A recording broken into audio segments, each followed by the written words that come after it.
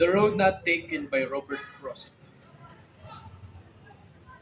Two roads diverge in a lupot, and sorry, I could not travel both, and be one traveler long I stood, and looked down one as far as I could, to where it bent in the undergrowth, then took the other, as just as fair, and having perhaps the better claim, because it was grassy and wanted wear, though as for that passing there had worn them really well, and that both morning equally lay in leaves no step had trodden back.